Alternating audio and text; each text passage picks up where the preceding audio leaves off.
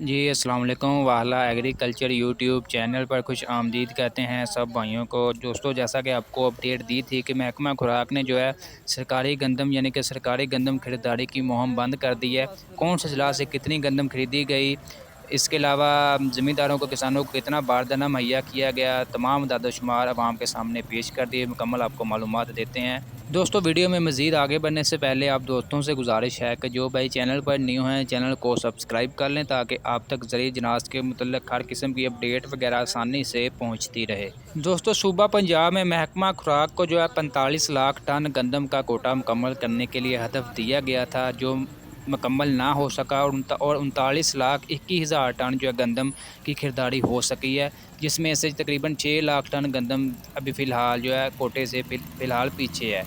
गंदम खरीदारी का आगाज़ जो है 2 अप्रैल से किया गया था, 2 अप्रैल 2023 को। इसके अलावा ज़मींदारों को महकमा ने 1,10,000 किसानों में 44,48,000 टन बारदाना तकसीम किया, लेकिन फ़िलहाल यहाँ से हमारे ज़मींदारों को किसी को नहीं बारदाना वगैरह मिला। पता नहीं इन्होंने कहाँ तकसीम किया है ये बारदाना। लाहौर डिवीज़न से जो है 3,43,000 टन गंदम खरीदी गई है। बहावलपुर डिवीज़न से 8,54,000 टन गंदम खरीदी का हदफ पूरा किया गया। दोस्तों, ये थे साल 2023-24 के गंदम खरीदारी के हवाले से अदाद शुमार।